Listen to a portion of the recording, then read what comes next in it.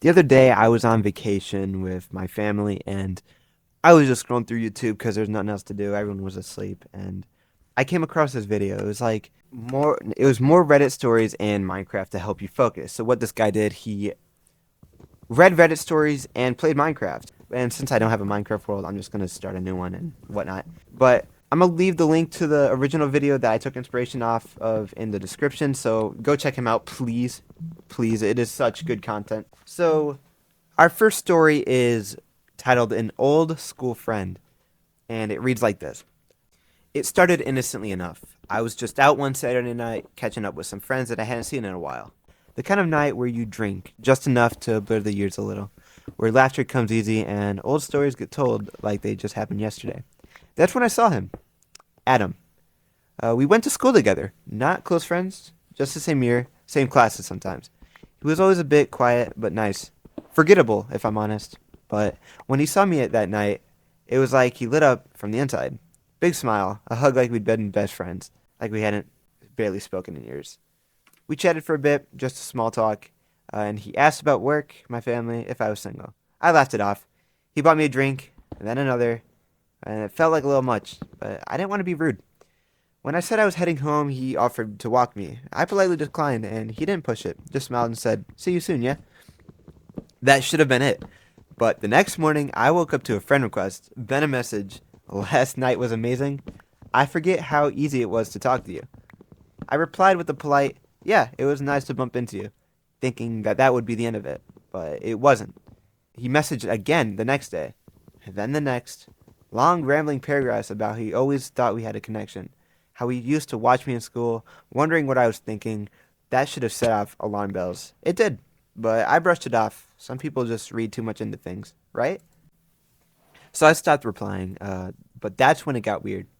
I started seeing him around more often, outside my work, near my gym, and then once he even appeared at a coffee shop that I go to on Sundays. When I asked how he knew I'd be there, he just said, "Just had a feeling I might run into you." Then one night I came home and found a note tucked under my front door. No envelope, just one line in familiar handwriting. "You looked sad today. I hope you smiled once you got home." I felt cold all over. I never told him where I lived. I blocked him on everything that night, changed my privacy settings, told a couple of friends, just in case I debated calling the police. But he hadn't technically done anything. He just watched, just been there. But the worst part, sometimes I'm sure I still see him at the bus stop, across the street, always looking, never approaching. Just close enough to me for me to wonder if I'm imagining it. I don't think he wants to hurt me, but I also don't think he ever stopped watching me, not since school. I've started double locking my door. I don't post online anymore. I walk faster, eyes over my shoulder. It's not fear exactly, just a quiet, constant dread. Is he really there? What does he want from me? So, Adam, if you're reading this, please leave me alone. Let's not meet again. No, honestly, stalking people, or like, I guess keeping your eye on someone for that long since high school's insane.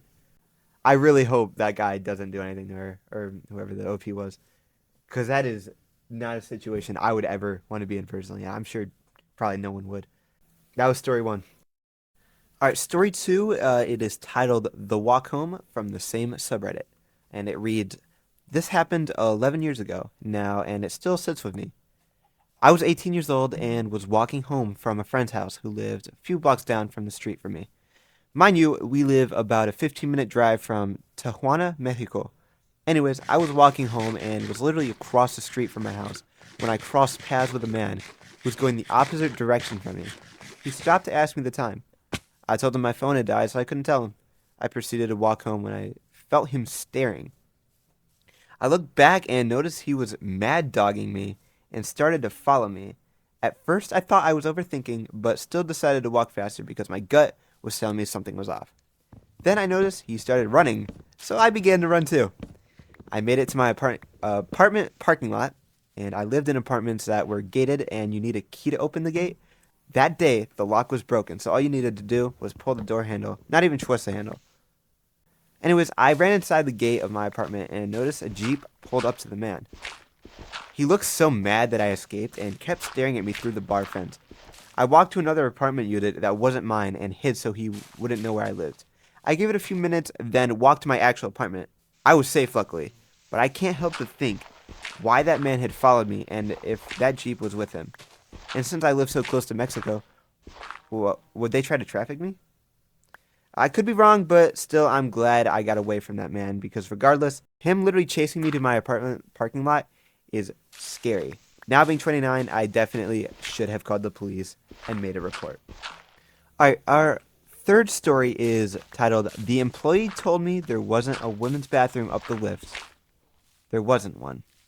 This happened 2 days ago, and I'm still very shaken up about it. I was with my brother and father. We were just at the immigration department in Hong Kong to sort something out for us. Further context, I'm 20 years old and female, and I'm not a Hong Kong local. It was getting late, and my dad suggested we started taking the bus back now to eat closer to the apartment area, or most good places would be closed by then. Midway, there was a stop that my brother suggested we get off and find food. We all had agreed, but I started to desperately need the toilet, and so my brother pointed out at the closest McDonald's we could see. Big mistake. We go in, my brother and dad are waiting upstairs. I was under the assumption that, well, if there's no toilet downstairs, then there should be one upstairs. If not, I'll leave and find another place. I walk up the stairs and look around, somewhat pacing as I desperately needed to pee. The McDonald's worker seems to have spotted me and was looking at me, almost expecting me to bother him. I asked him if there's a toilet. He said, "Toilet?" Through the door, turn left, and take a lift up. It's an ominous brown door with no signs or anything at the front. He's a worker, so I assume he knows better than me. I open it and what the fuck? It's very dark and run down. Completely different vibe to the modern McDonald's. Extremely quiet. As soon as the door closed, it was almost soundproofed. All the bustling loud noises in the McDonald's had completely stopped. The room was just very dark with minimal white light. There were multiple doors that appeared locked in the building. I didn't explore much as I thought it was maybe a staff room. I turned the left corner as instructed, and there was indeed a lift. I assume maybe this is just a very odd passage to a shopping mall, which isn't too uncommon in Hong Kong, and surely how bad can this be if there is a lift? I press the lift and step in. Suddenly, I hear the door open, and the worker that directed me goes into the lift with me as well. I notice he's holding a black bin bag that is filled with little to nothing. I assume, oh, okay, maybe he needs to put this out and help me find a toilet. Kill two birds with one stone. I ask him what floor do I press, and he presses the second floor. Once the door closes, it's a bit quiet and awkward. I glance at him for a second. He was wearing a COVID face mask, one eye looking forwards, and he had a lazy eye looking to the side. Suddenly, he says, "Lang ho lang," which translates to "you're very pretty" in Cantonese. At this point, it is very awkward, and I just said a quiet thank you to not aggregate him. I'm wagering if I actually need to pee this badly now. So the lift stops. Finally, I was fully expecting a shopping mall when the lift doors opened. That was not the case. The door opened, and it was just a dark, quiet, very run-down, narrow hallway of doors. It was so dark with infinite corners. Not a single person was there but us. I couldn't tell what the building was. An odd cross of an abandoned apartment building, doors, and office doors. At this point, we're both stood still in the lift, and my entire body is in a fight-or-flight response, as this whole situation was making me fear for the worst. The worker gestures me to get off at this lift, and almost wants to continue walking me to the toilet. I quickly make an excuse of, "I've bothered you so much already from your work. You can just point at the direction, and I'll find it. I promise." He points to the right and tells me to go through there, and that's the toilet. I thank him, and then go the complete opposite direction that he told me. The whole place was like a fucking maze. Narrow hallway with doors. I got curious and pushed at one of them, and it was locked. At this point, I'm really trying to stall enough time to appear I went to the toilet before getting the lift back down. I get a call from my brother now, a very angry call asking why I've taken so long and where I am. I explain I don't know where I am, and I'm just trying to find my way back. I hang up, and I'm getting increasingly more scared as this place is giant. As I mentioned, like an abandoned office apartment hallways, with no signs or anything while being extremely dark with minimal light. The walls were all teared down. It's just so quiet and run down. There was No way a functioning toilet was up here. I'm really panicking now and trying to find my way back to the lift. Scared shitless. I don't blame you, girl. My initial discomfort of desperately needing to pee turned to desperately wanting to leave. I calmed myself down a bit with breathing exercises and tried to recollect the steps that I took. Finally found the lift and quickly pressed back down. I pressed the close button so much. The lift takes me down to the hallway, but by accident, I walked forward instead of turning right. What the fuck? There are more doors. 4 to 5 doors next to each other. But what was the most strange was the fact the doors were all facing this large glass panel wall between the McDonald's. I was able to look at the McDonald's and people eating, but they didn't notice I was there at all. I walked back and turned right this time, through the door. I was finally in the McDonald's again, but that quote unquote glass wall on my end appeared to be a large mirror in the McDonald's. It was a double mirror. I looked around and there was no sight of the McDonald's worker either. I quickly walked back down to the McDonald's. I see my dad and my brother. My dad asked me if I was okay, as I looked really pale. I said I'll tell him when we're out. I asked him if he saw the worker again when they were waiting, describing him as a man with a mask and a lazy eye. My dad shook his head, and he said that he saw no worker when he checked upstairs for me earlier. My heart dropped as soon as I heard that. The worker was still up the lift. My dad also said, "Don't tell me you went through that lift." I opened that door and walked through a little bit to find you. It was scary. Why were there so many doors in that glass? I thought there was something wrong. I got out immediately. Bear in mind, my dad is built as fuck himself. I will never go to the toilets alone again, and seeing McDonald's will forever hold this memory for me. Edit, I can't stop thinking and obsessing over what the hell that building was. It won't leave my mind. I've probably gone through talking about how sick this whole incident was a million times with my parents. Yeah, that's a crazy story, dude. Honestly, that's why I do not like mirrors at all, because crap like that can happen and have happened so many times in the past. So many people with different experiences, and damn, that was a good story. All right, moving on to our next one. It is titled "Man in Mental Hospital Watched Me Sleep." That is a hook. That is one hell of an attention getter. So in it reads, "This happened years ago, about a month after my 18th birthday. It's all kind of a blur story-wise, but I remembered the twisted feeling in my stomach and the sound of my heartbeat in my ears like it happened yesterday. Growing up, I had a lot of trouble managing my emotions. I spent a lot of time in psychiatric centers and intensive outpatient programs.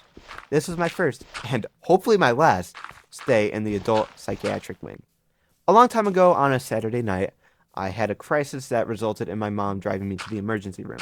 We were in a little room in the psychiatric wing when the social worker came in to conduct me the interview. I usually send my mom out of the room for them because I think hearing those sources of discussions in my state of mind would upset her. So I asked to do the interviews alone. I wish I had thought about where I was and who I was with before I had done so. A nurse escorted her into another room, and the interview was conducted. By the time it was over, it was like 1 or 2 a.m. There were no clocks in there at all. And I started to nod off fairly quickly. At some point, I woke up with the sensation that I had been startled awake. Groggily, I glanced towards the door. It had a big square window, and peering through it was a man in a hospital gown, maybe early 50s, staring blankly at me. When I met his gaze, he just kept staring. I felt my heart pounding out of my chest while I was frozen with fear. We just stared at each other for what felt like an eternity. I don't remember falling asleep again, but I know at some point I did. Sometime later, I woke up again with an uneasy feeling. I opened one eye and peeked towards the door, and there he was. I saw this man staring at me again. I was tired, I was scared, and all I wanted was my mom. I just closed my eyes and pretended to be asleep.